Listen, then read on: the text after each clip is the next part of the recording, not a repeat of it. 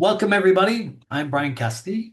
There's Beth and Jim, and we'll introduce ourselves in a bit, and we'll see how this goes. So,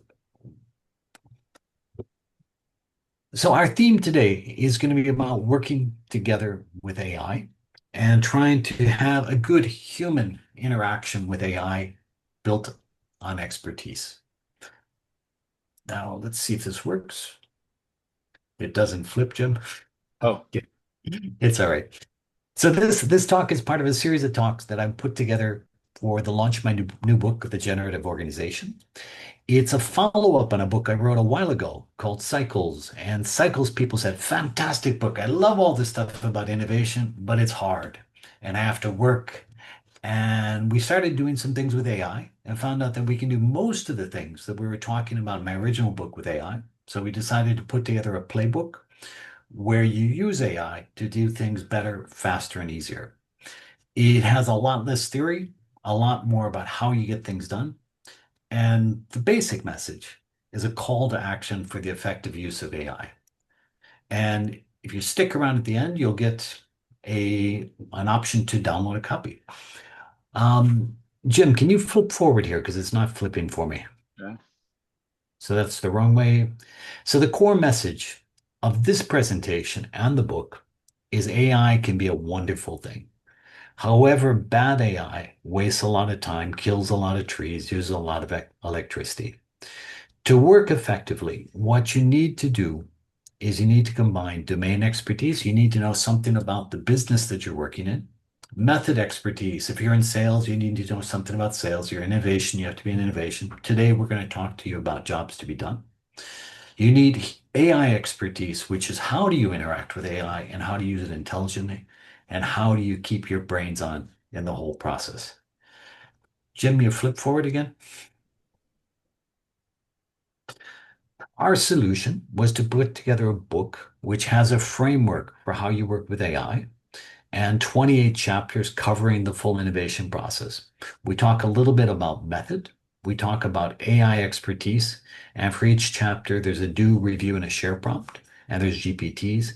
And there's things about human in the loop, which is workshop layouts that makes things work better together.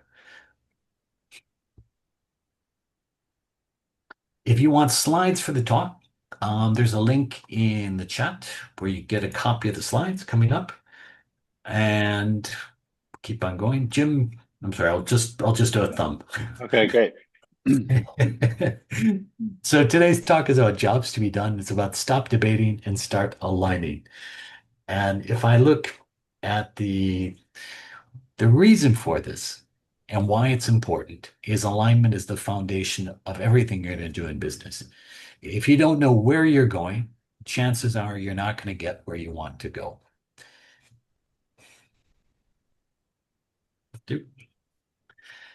If we look at innovation or business in general, what we see is a lot of work that's being done, which fails. If we look, the typical numbers are showing for 100 products launched, we have about 15 successes. If we look in the academic literature, the success rate ranges from 1% on average to 25% on average. Now, there's lots of reasons why products fail, but the biggest reasons products fail is on the next slide. And the biggest reason for about half the products that fail is there's no job that people are trying to get done, i.e., you've built something that nobody wants. Secondly, is you might have a job, but it's not a job that people are willing to pay for. And this will identify about 75% of the failures. So if you start with jobs to be done, you can get yourself pointed in the right direction a lot quicker and a lot easier. The remaining group is you have to figure out how you're going to improve these things over time. And jobs to be done can be a powerful way to get more effective in terms of what you're talking about. If you know the job you want to do, you can identify what people want and identify the value that you're going to be delivering. That's the foundation. That's the bottom line. Once you know what you want to do, you can explain to your people why it's important, the significance, why does it matter, and start bringing together the skills that people need to succeed. Now, my name's Bryan Cassady. I talked a little bit earlier. I'm a serial entrepreneur, done 11 companies, six different countries, had eight exits along the way. I'm the author of Cycles and soon the Generative Organization. And I'm going to pass it over to Beth. Hi, I'm Beth McHugh. I'm founder of Tilta Consulting. I started it about 3.5 years ago. I was a computer science major, turned into UX and product, and I've been leveraging jobs to be done since 2017 when I started at a startup and recognized that customer discovery skills that I had before were not cutting it. And that's why I've fallen in love with jobs to be done and been leveraging it ever since. And Jim, do you want to Great. give a quick intro and I can take over? Yep. Yeah, sure. Thanks, Brian and Beth, and good to see everybody here. I'm Jim Callback. I'm the chief evangelist at Mural, but I'm also the co-founder of the Jobs to be Done toolkit. We're going to be showing some of the tools from the toolkit, and I'm the author of the Jobs to be Done playbook as well, too. Things that we're going to be talking about. So, Beth, I'll let you take it from here then. All right. So yeah, jobs to be done is a unique way of really looking and trying to find what people truly value, that market value that Brian was talking about. I've been doing, as I was saying before, I've been doing customer research since 2006. And when I went to a startup, it all kind of felt they weren't working, and I found jobs to be done. I leveraged it, and it was a startup that we got everyone aligned on really the biggest unmet need in the market, and contributed a lot to the sale of that startup. So I'm a big believer in it. People that know me know I talk about it a lot, and really why, there's a lot of different ways to do. It's not working for me either, Jim. Hmm. Slide change. Come on, Zoom. So why jobs to be done? It's a big predictor in market adoption. So if you are aligning your company around jobs to be done, you can get more confidence that you're creating value that people actually want to buy. There will be that, you're actually listening to them, you're understanding their outcomes, which is a big part of jobs to be done. It's this outcome first lens. You're in the shoes of the customer, you're understanding what they're trying to accomplish, and it's not about features. You're helping them make progress along that path to get to what they want to achieve. And a big thing that we talk about here is about alignment. It gives that language that, jobs to be done. I talk about it a lot from the product strategy perspective, but it can be leveraged across the company, like Brian talks about with product and marketing and sales and getting everyone aligned around that shared language.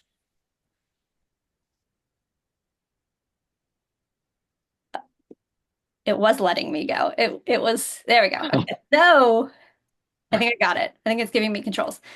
Um, and one thing that I got confused about with jobs to be done, that I talk a lot about is that there's one theory, but there's many approaches. So you might hear people talk about it from different perspectives, and so understanding the different approaches, that there are many approaches out there. Clay Christensen really popularized the theory. Bob Mesta and Tony Ulwick are some of the big players in terms of bringing it to practice.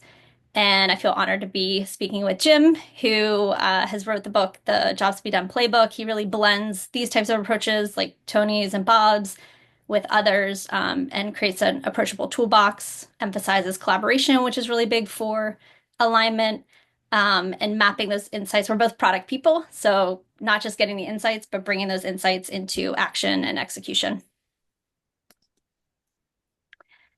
And today we're here to talk about jobs to be done with AI.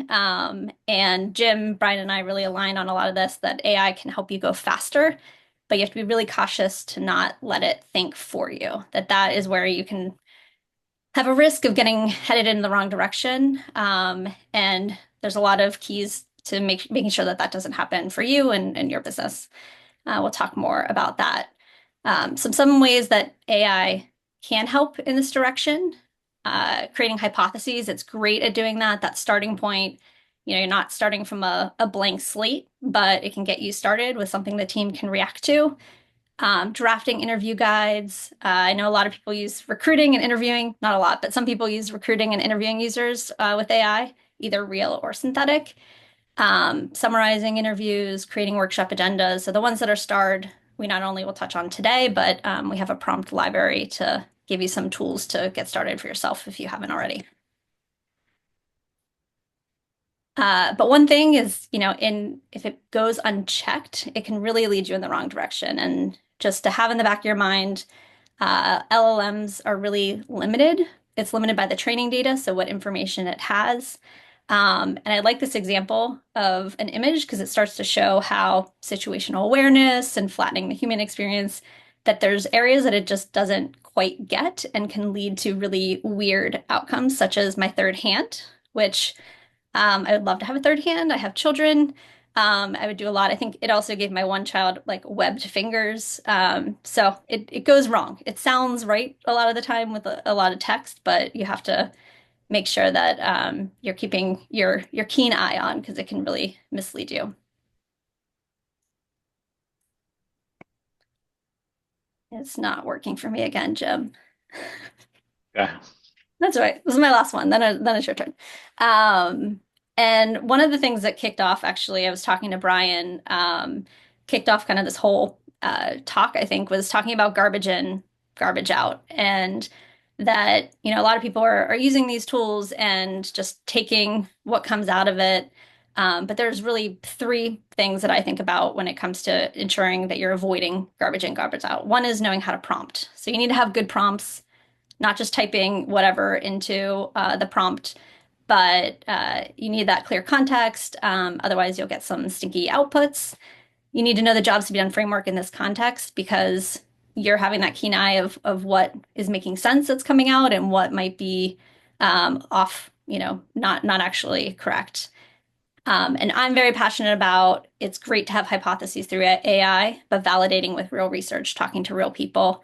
And we'll dig in because I think there's a way to talk to people that you just might be going down the wrong direction, and there's ways to talk where you are actually getting really interesting insights, and that avoids recycling assumptions that can come out of just using AI.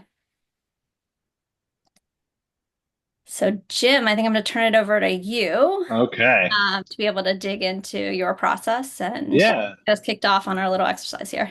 All right. Yeah, I'm gonna switch this here, talk about some of the jobs to be done techniques and processes that I teach in my courses. And we're going to show you where AI can fit in and how it can greatly accelerate what you're trying to do. So I'm going to start off with a core process and go through that. And then I'll show you an example of how I fill out the jobs to be done canvas. And then Beth is going to talk a little bit more about the research part of it and the analyzing part of it. Since I wrote my book in 2020, which doesn't have a process, by the way. It's called the Jobs to be Done Playbook, which acknowledges all the other jobs to be done practitioners out there. But I didn't really put forward a core process like this, like how do you get started with jobs to be done? Since the book came out, however, through teaching and speaking and working with lots of different companies, I've developed this core process where you first have to scope your what I call the focus job. And then recently, I've been adding this step of hypothesizing, and this is where AI can really help, which is before you go out and do research, you can actually come up with a jobs to be done hypothesis. And then in step number three, you do investigation or research, you analyze the data, and then you need to activate it as well too. So this is the five-step process that we're going to be talking through. I wanted to talk about scoping and hypothesize before I hand it back over to Beth. And I'm going to show you a quick demonstration here in a mural board. So let's start with step number one, scoping your jobs to be done landscape. This is the jobs to be done canvas. It's available on the jobs to be done toolkit website. I'll put the URL in there as well too, so you can download this for free from the jobs to be done toolkit website. The top part of the canvas is where I'm going to use to scope my jobs to be done landscape, as I like to say. Really, what you're looking for is that focus job. Right in the center, you see it says focus job. We call it jobs to be done because the unit of analysis is the focus job, that we center our research all around that focus job once we define it. But defining it has a few steps involved. Once you define that focus job, then you're looking for four categories of information. This is a strength of the jobs to be done framework, is it gives you predefined categories or buckets of insights that you're looking for. You're looking for the job steps. How do you get the job done? The success criteria, the measures of success, the emotional and social aspects, and then what I call differentiating factors. And these are the factors that make a difference in how you get the job done. And you might think of these as ways to come up with persona or different segments from those differentiating factors. But at first, we're going to talk very high level and generic before we do that type of segmentation. So let's go to the scoping. And what I've done here is that if you want to determine a focus job, I put the steps out here, number 1, 2, 3, and 4. And I'm just going to talk through those really quickly. For this example, we're going to be talking about traveling to and from work. Okay. So we have to travel to and from work. I call that the playing field. So the first thing we want to do is just kind of frame the domain that we're working in. And then the next question is, who do we want to create value for, or who do we want to innovate for? And you might be able to just put a sticky note right there. But typically, what I find, talking about being collaborative, Beth, is that you need to assemble a team of people and brainstorm or think of who's involved, right? So if we're talking, Beth, about traveling to and from work, right? There's commuters, there's family members, other commuters. You have your boss or your manager, work colleagues, there's transit operators, there's transportation staff and things like that as well too. So the first thing that you need to do is think of all the who's in your domain and then nominate the one that you want to create value for. For this example, we're going to be focusing on commuters, right? Now, you can use AI to help you think of those people in your domain. And I have a GPT that I'm going to be sharing where it'll actually walk you through these 4 steps, and it'll help you think of all these different actors, as I call them at this point in time. But for the sake of example, for this example here, we're in the field of traveling to and from work, and we want to focus on commuters, right? Step number 3, I need to go to the right side over here and now think of what are commuters trying to get done, right? And again, this is AI can help you come up with these, but we have this pre-populated here for you. What are they trying to get done? What are their jobs? And you might notice that these come in at different levels of granularity, right? The idea of accessing a mode of transportation is at a different level than be stress-free, right? Stress-free is at a much higher level. And here's the thing about jobs to be done. Anytime you're talking about a human goal or a human objective, it's going to come with a hierarchy, right? And any objective that I have, I can always ask, why do we want to do that? And you go up. And you can ask, how do you do that? And you go down, right? But at this stage, we've identified the commuter, and here are some jobs. And again, this is a great place to bring your team together. And you can also use AI to help you think here. So you can use AI like a companion in this activity as well too. But then what you want to do is you want to look back over here on the canvas, and you'll see there's a triangle here. And what this allows you to do is place these on the hierarchy. So for me, be stress-free is more of an aspiration, right? Get ready for the day. That might be a smaller job than commute to work. I'm going to nominate commute to work as the focus job, Beth, right? Because I think that's the example that we're using here. And you can say be stress free and get ready for the day are bigger and smaller jobs. Stay productive during the commute. That might be a related job, actually. I put that at the same level. Access the mode of transportation. And then be a reliable employee. That's more of an aspirational job, right? So we can use the top part of the canvas by going from the right to the left, back over to the right to explore the who's and the what's, right? And you want to do this as a team because there's no right answer, right? Here's the thing, when you're scoping your focus job, there's no right answer. It's a combination of 2 things. One is what's important for the people that you serve, right? And we can say commute to work is important, right? So you don't just put a sticky note there randomly. You need to answer the question, what's important for that group of people? But you also want to look at what's strategically relevant for us right now, right? And you can think about this like a Venn diagram. The focus jobs to be at the Venn diagram of something that's important for the people that you serve and something that's strategically important for you that's worth focusing on, right? That's why we call it the focus job. And then what you're going to find is, again, if you go up, you're going to find jobs that are maybe at a higher level, that are aspirational, and then you might find jobs that are at a lower level, and you can place those as job steps. Like I mentioned too, we have a GPT that'll actually help you think through this so you can use AI to help you think through this, like name all the people in this field or name jobs that they're trying to get done. But I find doing this collaboratively works best because this is a strategic decision and you want to have buy-in from your team so to get alignment, right?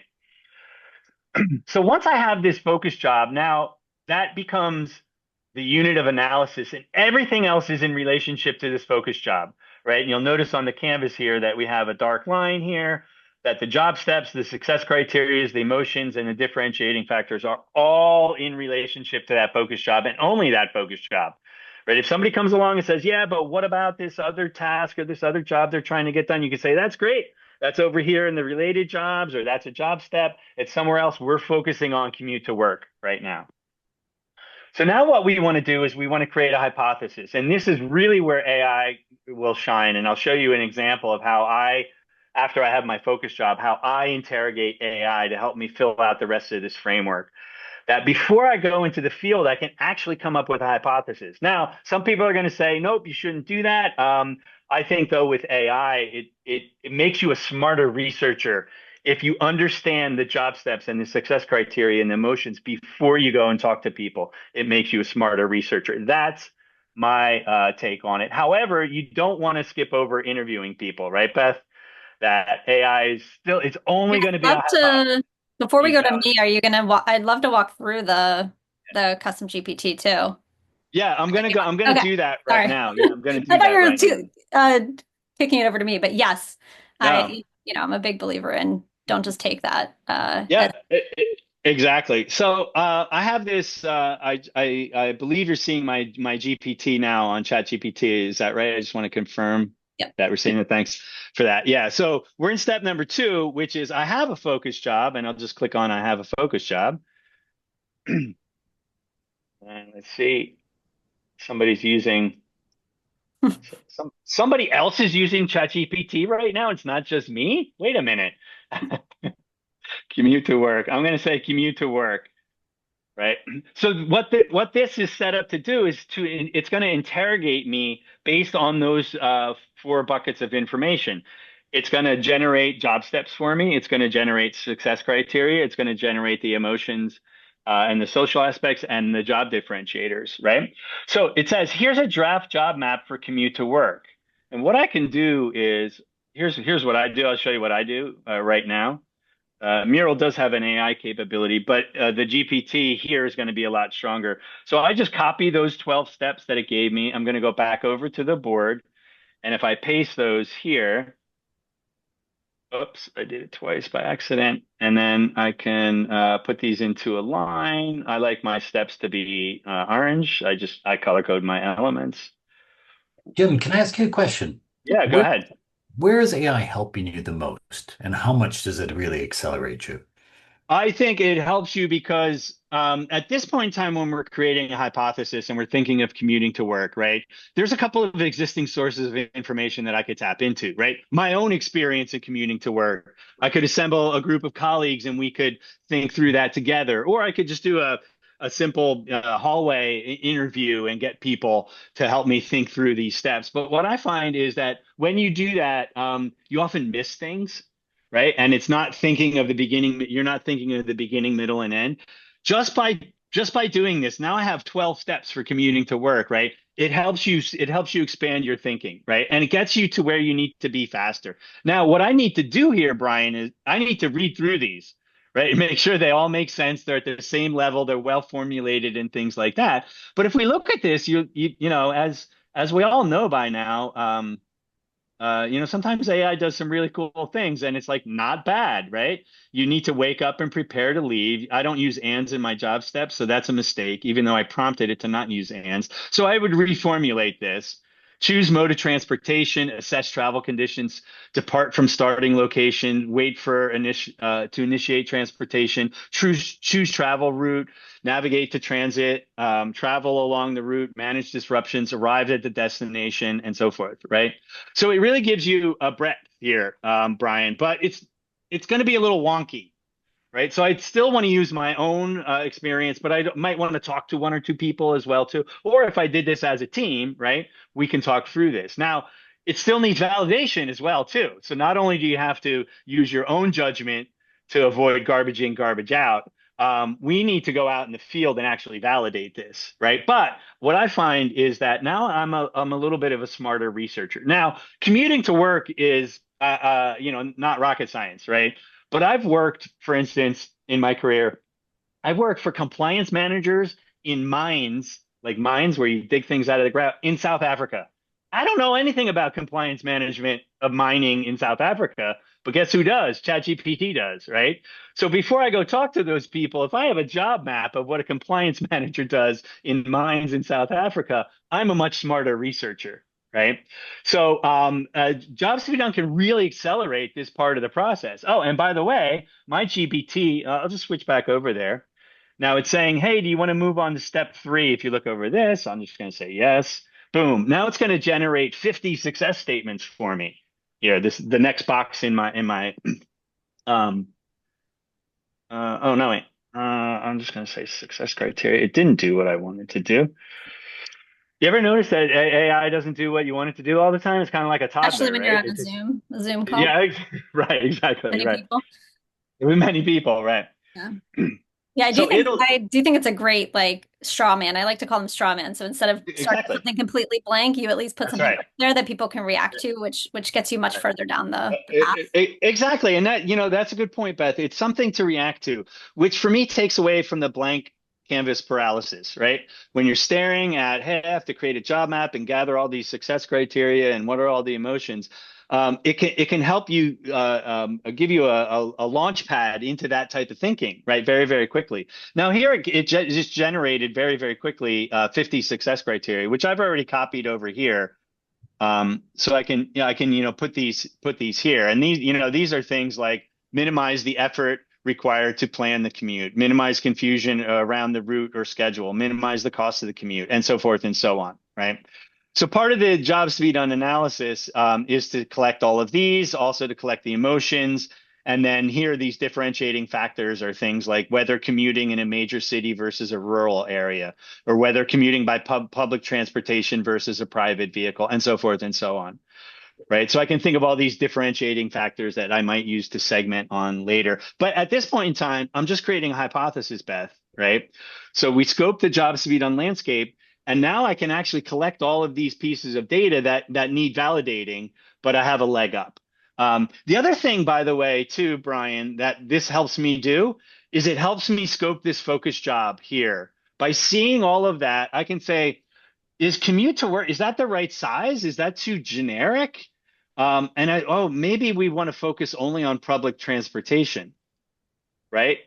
But having done that analysis, it can help me actually right size the focus job that I want to go on, which I made it smaller, by the way, by appending that qualifier. I made it a smaller focus job, and that insight that jobs to be done gives me can actually help me get the right size of the focus job before I go out into the field. Now, Beth, I know that I only want to talk to people. This helps me recruit people who commute with public transportation, and that's what I'm going to talk to them about, as opposed to just commuting to work. So it helps me right size that before I go out into the field. Again, this all needs validating, but I believe it makes me a smarter researcher going into the field. So, And so Jim, go you're ahead. looking mostly here at augmentation, not replacement, but augmenting what you're doing.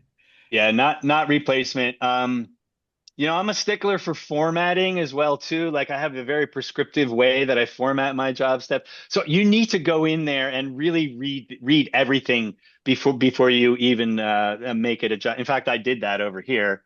I didn't do that. Sorry, this isn't my job map. This is from AI. But I'll go in and rewrite things. There's a lot of duplicates, Bryan, sometimes as well too, and things like that. So you need to go into the data and look at it, make sure it's categorized correctly, make sure it's formulated correctly. But it basically accelerates your point in time where your thinking is. Now, what this also does, Beth, is it's not only making me a smarter researcher. It's also allowing me to dig deeper in each of my interviews that I'm going to do as well too, because I'm not starting from a blank canvas, just collecting job steps to make a job map. I'm validating existing job steps, which means I can go into pain points and explore further inside of my interviews as well too. That's why I think creating a hypothesis with AI is really helpful and really important.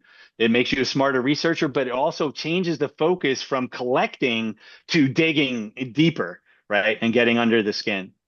Yeah, I think as long as you have intellectual humility, knowing that like you can still be wrong and you have that openness to Totally. things, and making sure bias doesn't come in because of the things that you've already outlined. Well, and that's the strength of the jobs to be done framework is it leaves a lot of assumptions and biases at the door, particularly your own product or your own feature. Like you were talking, it's not about my product or my feature, right? So you do want to check those biases at the door going into the next phase. So even though this looks like it's done, it's not done, everybody. It's just accelerating you.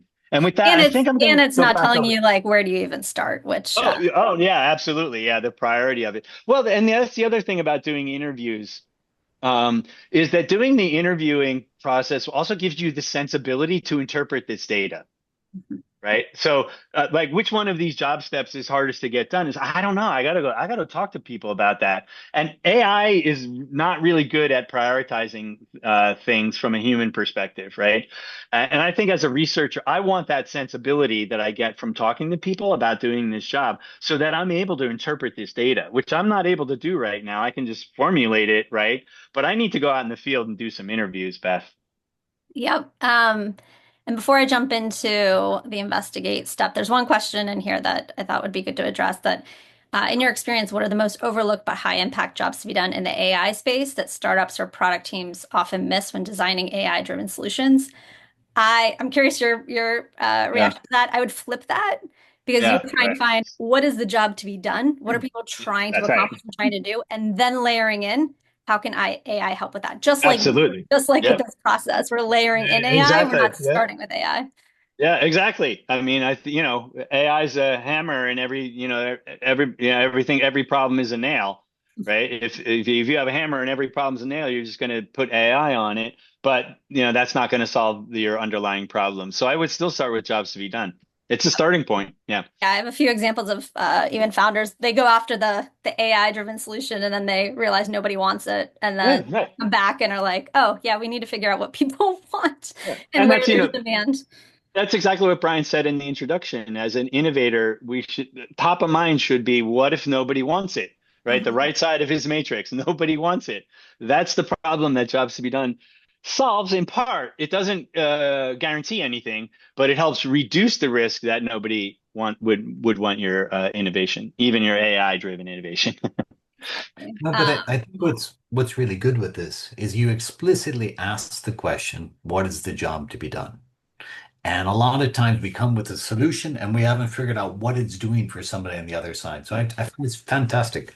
Yep, Yeah, it's exactly. so obvious, but not done a lot of times. Because we're just so quick to get to what the result is. So yeah, so it would be great if AI would do it all for us and we just go build it and it would actually be successful, but currently that doesn't happen. So that's where I'm very passionate about the investigate step of this whole process. And Zoom does not want to give me control. Oh, maybe that worked. It Uh, did. it did? Yep. Okay, it's giving me control. So there's many ways that you can investigate. You can, take data from your organization and overlay that with the job map or the job canvas.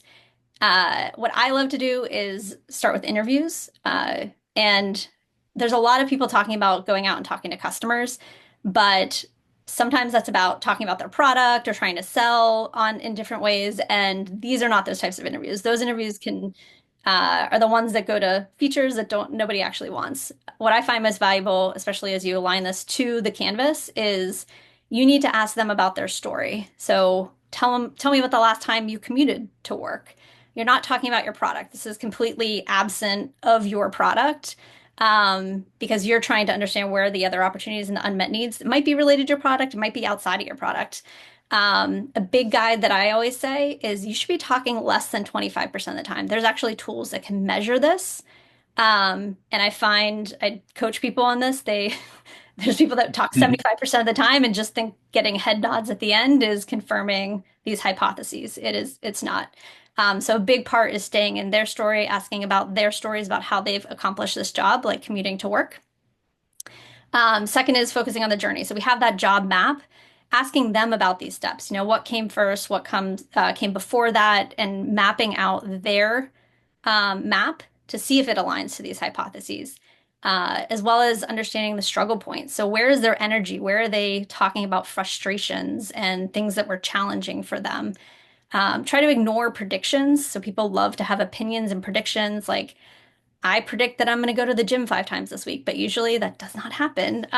You try to, but things don't happen. So ignoring opinions, what actually happened, where were their challenges? And a big part, a lot of interviews just stay surface level and you get surface level insights. Digging below that surface, I like to call it peeling the onion. Asking about specifics, so giving me an example or who was with you. Sometimes that will bring up an aha moment in their mind of like, oh yeah, so and so was with me and they told me to, do this, and that can start to uncover things that they might not tell you outright. And I've found have led to really interesting insights that they might not even, sometimes people have told me it's like a therapy session because you're like digging into these areas that they forgot happened. So it can be a lot of fun doing that. But it takes some expertise to peel into that, and just a lot of practice. So getting into some examples of questions. So you have, this canvas that you want to look into and investigate, like what part of our hypothesis is true versus not. These are some example questions. I think some of these are from your book, Jim. But this is a great opportunity for leveraging a prompt. So you can take this prompt and put it into ChatGPT or whatever, whatever tool you tend to use, to get an interview guide. This is a simple prompt that I created. There's more detailed prompts in the library if you want a specific format. I pulled in some stuff from Jim's book to help with the format and kind of play along with this. But the key things of any good prompt are, one, what role are you playing? So in this instance, you're playing an expert jobs to be done researcher. And you can talk more about the, method that you're using so that there's even more clarity there. And then you need to give it a task. Your role is to generate a user-centered interview guide. And then I love, oh, which library? Saw that. We have a prompt library that we will tell you how to get access to it towards the end. And then I like to sometimes put in ask me questions before creating this because you could put in, the job is commuting to work. It's a 30-minute interview. You can put in specifics, but I often find I forget something and then I have to rewrite it. And so asking questions, it can sometimes get at details that the prompt, you might forget to put in the prompt and it will give you a much better output. Beth, there was a question that came in here. How Yeah. do we avoid confirmation bias when we're doing these interviews? Yes. That takes a lot of training. I like to record like if you're recording and going back, one, the big thing is staying in their story and you're asking very open-ended questions. So these interview guides and, the questions that we put in here are very open-ended. When you say, you know, is it really challenging for you to get on the train in the morning? Like that can be leading them into yes, like they'll say yes and no answers. So a big piece of the interviews is of these jobs to be done driven interviews is the open-ended questions and letting them say the specifics. You can then repeat them and dig into that. They said it was challenging to get on the train. You can ask more about that, but making sure that you don't start with an assumption of yours, that you're keeping it open-ended until they start to talk about their experience and their story. And also don't talk about solutions. In these interviews, you can get to that, ask about solutions and testing solutions later. This is more about their journey, what they're trying to accomplish, their language that you can then use. It's great. This is great material for marketing and, what you're building later. If you actually listen more than you talk at this, if you're doing jobs to be done. 2 ears, one mouth. Yes, I love that. Okay, so you've done a handful of interviews. To Jim's point, like there's different levels of jobs and there's different differentiating factors. So I like to start with like 5 to 7 interviews. And if it's a bigger space, you need to have more interviews or you need to narrow your scope. And you can start to get a feel for that. I think if you start with 5 to 7, you'll start to see, are there themes that are coming across them, or is there a lot of differentiation where you need like different things that you need to expand on that? Um, but then you get to the analyze point. So you've done these interviews, you've had your guide. Um, I do it with a human. There are tools out there that you can leverage AI to do the interviews for you. They can be good, they can help speed you up. I'm very partial to a human still right now to get at those deeper insights, but it can help speed up. Got it. But what AI can help with is after you've actually done the interviews, is to help summarize. So after an interview, I'll write my notes out. You know, anyone who's listening into the interviews will also write those out. But then you can leverage AI to create a summary from that. So for this example, we're talking about summarizing. We give it the job of commuting to work. The job, the person performing it is the commuter, so you need to give some context, and you can add in the transcript from that. And I love this as a gut check. But you have to be cautious to not trust it fully, not say, oh, it summarized it, this is fact, we're going to move on with this. Because if you've, used AI a lot, you use the prompt, the same exact prompt, same exact um, transcript, you will get different answers if you run that multiple times. You could try it out yourself because it's just predicting the next thing it's going to say. It's not really truly analyzing everything. But I love it as a gut check because, it thinks of things and it pulls out things that you're like, oh, yeah, they did say that. I forgot about that. Um, but one thing just to note, if you are pulling in transcripts, just be careful of PII. Know, you know, how you're using sensitive data. You're either using an enterprise version, it has a much better way of handling sensitive data, or I have a script that pulls out PII when I need to be extra sensitive. So just be cautious of that. So we've got these interview summaries. So here's an example of the prompt that's in the library. It pulls out the job map from each interview. The outcome statements are related to each step. But here's an example of it being weird. Like it's saying that it prepares lunch after it's gotten to the office. Like that's not in the right sequence. So you as a human eye will recognize that doesn't make any sense. But once you've, done these 7 interviews, you'll start to see themes coming across these different interviews. And for this example, let's say people are struggling to be outside on nice days. They have challenges with traffic disruptions. I think that came up in the chat too. Mm. You're starting to see these like themes that are coming up. And that's where I love to bring it together collaboratively. You have these 7 summaries, you get in a room, you have your canvas, and you start updating that canvas based on what you heard. And you start seeing, maybe there's different canvases, like Jim was saying. Maybe we're seeing, the differences between riding a train and getting in your car, and you need to kind of pull those apart into different job maps. Um, and where highlighting where those biggest opportunities, where should you focus? That starts to come together in these workshops and can be pretty powerful to getting people all aligned. And I know it would be great if we could just throw it all in AI, tell it to give us all the themes, but why human collaboration still wins. Alignment really happens in the process, not in the output. There's a lot where people are hearing the stories themselves. They're not just getting, I mean, you probably feel this with research outputs. If you just see the research, it doesn't really sink in as much. It doesn't really follow with you in your work day to day. And so this alignment happens really in the process, not the output. It leaves teams more energized. And then, the same challenges that come with using AI fall in here as well. I'm gonna try to get through these last so we have time for everything else, then Q&A.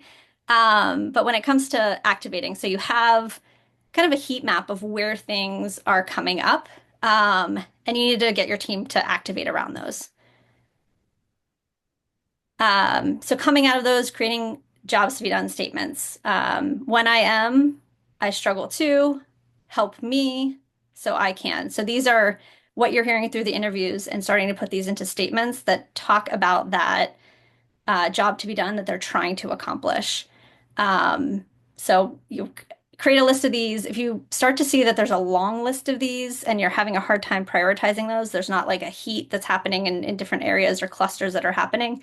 That's where a survey could come into play. But then you need to align those. I think this came up earlier in the call to those business goals that you have as an organization. So I'll give two examples.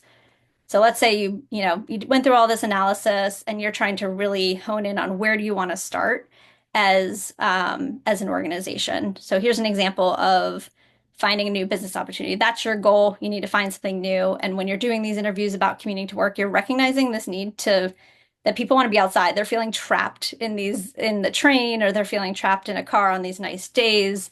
That you guys can center around that as a struggle moment. You think of these to then think about what are the solutions, and that can really gather people around what they're trying to activate around. Think of ride shares or the bike shares, the scooters. It helps people get outside.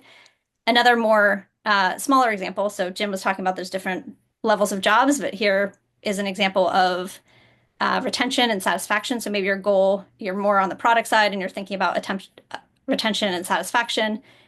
So you're hearing a lot of struggling to adjust for travel disruptions.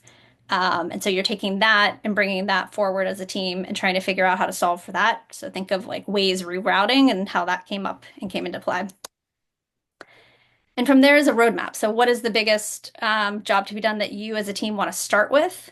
And everyone centers around that. And then you have a backlog of those other things that are coming up that you can then pull from once you start to solve for this first thing that you've decided on. And that is really the alignment. It's the trip you guys are taking together to move forward, which Jim and I can talk a lot about how to go beyond that, but we're running out of time in this call. Can I ask you a question, Beth? Yes. What do you think is the biggest benefit for somebody using jobs to be done? If you Oh, and you gosh. 10 words or less. 10 words or less. Putting me on the spot. It takes you out of your own biases and puts you in the shoes of your customer to create winning solutions. Jim, your 10 words? Focus, one word. Okay, cool. And I'll be more specific using more than 10 words. I've never worked for or with an organization that lacks ideas on what to do. Like, does anybody on the call is like you're just sitting there and you're like, oh, my organization has no idea what to do. It's usually the opposite, Brian, where people have too many ideas. And what Jobs to be Done helps you do is determine from a customer centric standpoint which ones are most valuable to go after, right? Before you start going down that road, and it helps you then de-risk what you're doing later.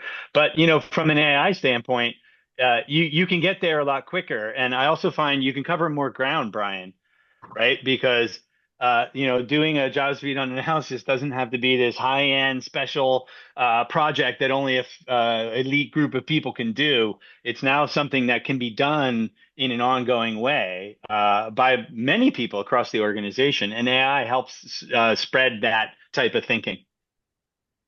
Cool. So I love this talk. I mean, for me, I'm not a jobs to be done expert. I write about it, but I love listening to Jim and Beth here.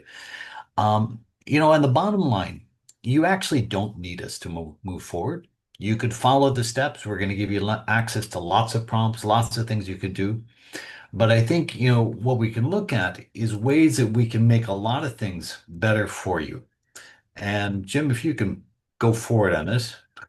There. Even though you don't need us, we have expertise to help you define your challenge, to give you the methodological expertise to make sure that you're doing things right, tools along the way, and a few people have said we're actually fun to work with. And I've noticed working with Beth and Jim that both of them are a lot of fun to do. So maybe there's something you can do there. We have two things coming up. Jim has a course June 16, 18, and 20th, which I think will be a great course about applying the core process, a job to be done mini course. Jim, do you want to say something quick on this? Yeah. Yeah, the theory of job speed, and I think is easy to grasp on the surface of it, but it takes practice, and it takes practice to know what's the right level of a focus job. It takes practice to recognize or to listen for a job step versus success criteria, right? So the purpose of this course is to really give you those skills. And it's set up to be a very interactive course. There's even some self-learning in between and some assignments to really get the skill of being able to discern and listen for those jobs to be done elements. I I would love to have the time to go. I think it'd be fun. Um, Another course we have coming up, I used to do 5 day courses. People complained about 5 day courses because they said, oh man, I don't have time for this. So we've moved to doing a 1 day course. It's a hands-on course for AI, teaching you to get real results with AI. We can take you from a newbie to confident or from an experienced person to super confident. And we're looking at is 8 hours. You learn how to use AI better. We teach you how to build your own custom GPT. And we also give you the ability to train and lead others in tools that can help you go forward to the next step. Let's see if I can go forward. Um, a lot of you were asking, can we share the templates? Can we share other stuff? More than happy to do it. What I'd love to do is this is the first time we've done this talk, get some little feedback from you. What do you remember from the talk? What did you like? What would you change? And things like that. It's about a 4 minute survey. If you take the time to go through it, what we'll do is we will send you all the stuff that you could have possibly imagined. And Jim, could you flip to the next one if you would? Yep. So what do you get? You get my book, which is the Cycles book. You get a copy of the video from this. And when we look at it, you also get the template, you get the prompt library that Beth has put together, you get the slides, you get a chapter out of my old book and a chapter out of my new book. And I think it's a hell of a deal for 4 minutes of your time. And I think this is it. One more if you could flip forward, Jim. Oh, Okay. you got it. Yep. So we've put all of our links Oh. um, in this here. If you want to um, connect with us. We're nice folks. We'd love to chat with you. And we have 7 minutes where you can ask difficult and complex questions. If they're hard, Jim and Beth will answer them. If they're easy, I'll answer. Awesome. If people want to either put it in the chat or raise hands. I don't think we were that clear where there's no questions. If we were. Oh, I'm sure there's questions. All right. Gian, am I saying that right? Yes. How you doing? Hey. Thank you actually for this information. It's really really great. I have a question in regards basically to how to utilize your platform for something like Mimic PC. We currently right now have a workflow through Mimic PC, and we're trying to utilize that for creating behavioral models in LaRA 3D models, so that eventually we can get them onto basic HTML code, mobile, desktop, and glassware. And I wanted to ask, how could this model apply for something that could eventually recognize other users, either through the phone, desktop, or glassware, um, so that it could communicate and kind of interact in that way, and we can kind of dual advertise. I'm not familiar with Mimic. Can you let us know what Mimic is? I don't know if Beth, if you or Brian, if you know what that is. No, I don't. Mimic PC is a company now that you can put a workflow basically onto this. You can now have access to about roughly around 22 to 48 computers that can literally, you can take any 3D model that you're creating. I've created 3D models in like Real Illusion and Data Studio and those type of things. And then now we can put that into this workflow, and that will allow us basically to replicate that model over and over again the same time. But now with the power of the AI, we now have the ability to kind of create certain animations and behaviors and those kinds of things.